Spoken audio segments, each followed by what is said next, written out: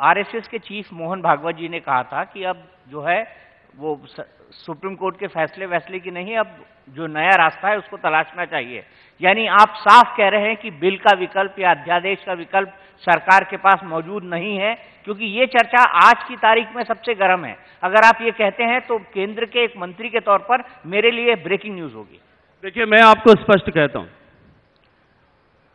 कि पिछले इतने वर्षों से, कई दशकों से जो है ये मुद्दा न्यायिक व्यवस्था में पेंडिंग है, और ये बात तय है कि समाज के सब्र की एक सीमा होती है और वो सब्र की सीमा तक हम पहुंच गए। और जब कभी भी इस तरह की सीमाओं को पहुंचती है, वो निश्चित रूप से उस देश के लिए, उस समाज के लिए चिंता का विषय होता है।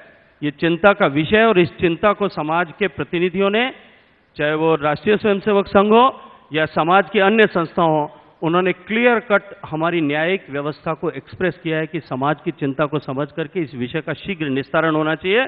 और मैं ये मानता हूं कि यह कह करके उन्होंने समाज की भावनाओं को सही स्पष्ट रूप में जो है वो न्यायिक व्यवस्था के सामने रखा है।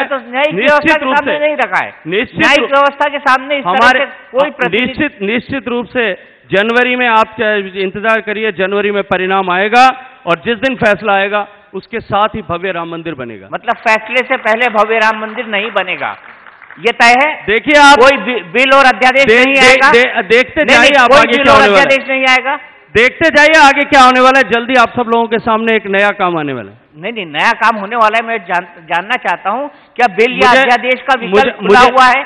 निश्चित रूप से सब तरह के विकल्प खुले, सब तरह के विकल्प खुले हैं, और जो कुछ भी राम मंदिर बना निश्चित रूप से करेंगे। आपने दो बातें की, एक तो आपने कहा कि हम कोर्ट के फैसले का सम्मान करेंगे, दूसरा आप ये कह रहे हैं कि हम कोर्ट के फैसले का सम्मान करेंगे। विकल्प खुले हुए हैं। मैं फिर कह रहा हूं, हम कोर्ट के फैसले का सम्मान करेंगे, लेकिन कोर्ट के फैसले के सम्मान के साथ साथ में यदि संवैधानिक व्यवस्था के अंदर दूसरे जितने विकल्प हैं, उन सारे विकल्पों में से हम एक भी विकल्प को अनछुआ नहीं रखेंगे।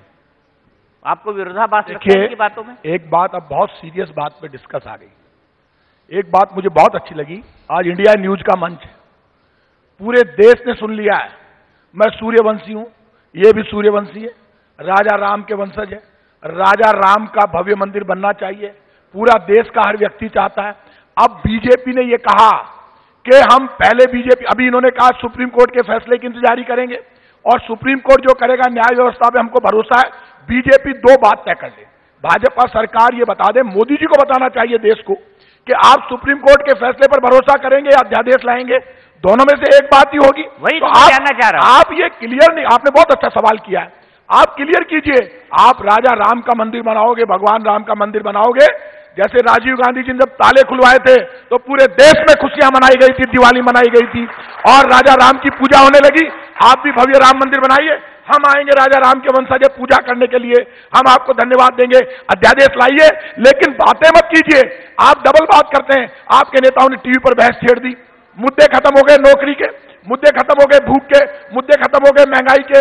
जब चुनाव में आपने देखा सारे मुद्दे फेल हो गए, तो फिर वापस भगवान राम की शरण में चलो। भगवान राम ऐसे आशीर्वाद नहीं देते, भेदभाव नहीं करते। आप आज तक ये नहीं बता पा, अध्यादेश लाना तो लाओ ना, बहस छेड़ दो, लोकसभा में सब पार्टियों की सच्चाई सामने आ जाएगी। लेकिन आप क्या है, सिर्फ बहस का मुद्दा बनाना चाहते हैं, चुनाव का मुद्दा बनाना चाहते हैं। जब जब आप चुनाव में हारने के डर से, जैसे ही 4 राज्यों के चुनाव आए, अमित शाह जी ने पूरे देश में मैसेज कराया, संत गए, यहाँ के संत मेरे भी खास है, मैं उनके दर्शन करता हूं। राज्यपाल राजभवन में गए, राजभवन में जाकर कहा कि भव्य राम मंदिर बनना चाहिए। मेरे कई संत बहुत खास है, मैंने कहा अचानक काई हो जो, अचानक आप किया गया कि अमित शाह जी को आदेश आयो है कि जार के हो कि अब सुप्रीम कोर्ट को भरोसा को नहीं, अब तो आपा ने जो अध्यादेश लानो है, राम मंदिर सीधो बनानो है। मैं महाराज काई बात कर रही हो, मैं सही कह रही हूं, वो फैसलो हुआ है। आप जब जमीन खिसकबा लागी आपके जमीन की, और आप उन न डराओ हो, हम नहीं डरते। कांग्रेस गलती करेगी तो कांग्रेस को सजा भुगतनी पड़ेगी, बीजेपी गलती करेगी तो बीजेपी को सजा भुगतनी पड़ेगी, प्रताप सिंह खाचरियावास गलती करेगा तो प्रताप सिंह को सजा भुगतनी पड़ेगी, गजेंद्र सिंह जी गलती करेंगे तो गजेंद्र सिंह जी को सजा भुगतनी पड़ेगी। राम मंदिर के मुद्दे पर हमेशा बीजेपी ने सिर्फ चुनावी मुद्दा बनाया, राम के प्रति आपकी भावना जबरदस्त होती, आपकी सरकार का पूरा शासन खत्म हो रहा है, आप हटा देते, आप महबूबा मुफ्ती की सरकार को समर्थन देते, जो हिंदुस्तान में सबसे ज्यादा आतंकवादियों का समर्थन करती रही महबूबा मुफ्ती। आप बातें बड़ी बड़ी करते हैं, कहते कुछ है करते कुछ है, आपके ऊपर जैसे ही चार्ज लगता है आपको तकलीफ होने लग जाए। कौन डरता है? केंद्र सरकार और राज्य सरकार किसको डराना चाहते हैं? दीपक जी एक प्रश्न करना चाहता हूं, बस छोटा सा प्रश्न करूंगा, शायद प्रताप सिंह जी जवाब देंगे।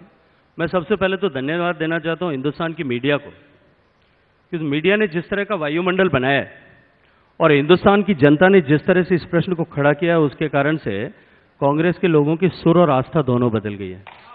बाकी यही कांग्रेस की सरकार थी परसों के दिन प्रताप सिंह जी आप बोल रहे थे, मैं बीच में नहीं बोला था। परसों के दिन सीपी जोशी साहब मेरे सामने इसी जगह पे बैठ के डिबेट कर रहे थे और ऐसा ही प्रश्न आ गया था। मैंने उनसे पूछा, उन्होंने कहा मैं भगवान के राम के प्रति श्रद्धा करता हूं। प्रताप सिंह जी ने भी कहा हम दोनों तो एक ही परिवार से आते हैं, निश्चित रूप से करते ही हैं।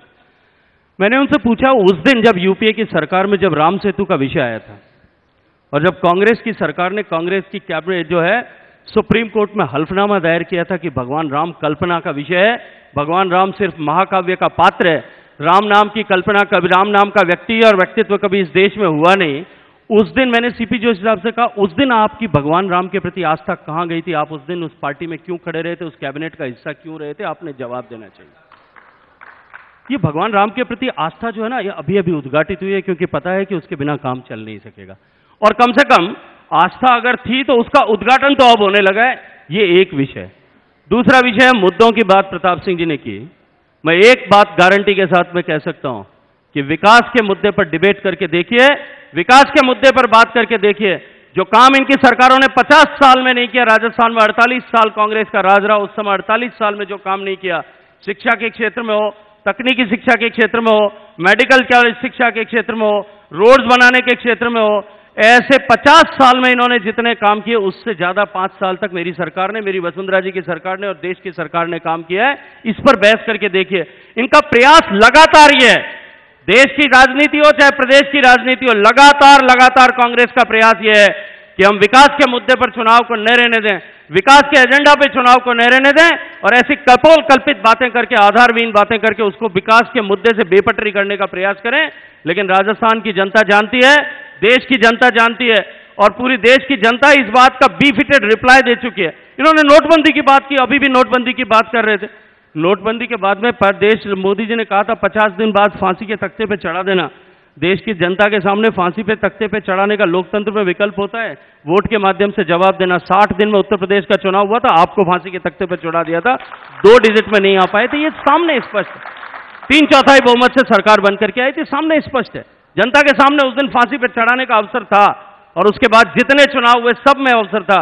यदि देश की सरकार ने उसमें, देश की सरकार का निर्णय गलत होता तो जनता अब तक फांसी पर चढ़ा चुकी होती। प्रताप सिंह साहब, जनता आज भी भारतीय जनता पार्टी के साथ में खड़ी है और इस विकास के मुद्दे पर देश को जिस तरह से मोदी जी की सरकार आगे ले जा रही है, जिस तरह से देश का, भारत का, भारतवंशियों का और भारतीयता का सम्मान जिस तरह से पिछले 5 साल में बढ़ा है, 4.5 साल में बढ़ा है, इसको पूरी देश की जनता नहीं दुनिया की जनता देख रही है।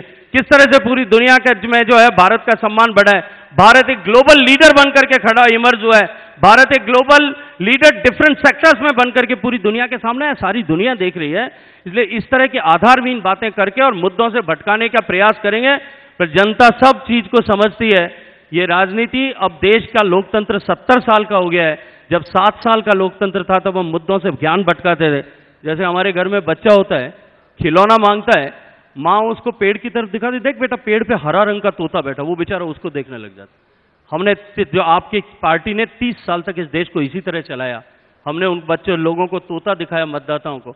जब मतदाता भूख से करा रहा था, देश की जनता भूखी थी, उस समय आप उसको दिखाते थे गरीबी हटाओ, भ्रष्टाचार मिटाओ, ऐसे नारे दे दे करके आपने राज किया। लेकिन अब जनता डिलीवरी मांगती है और जिस दिन से डिलीवरी मांगने लगी है उस दिन से आप लोग सब हाशिए पर खड़े हो गए हो।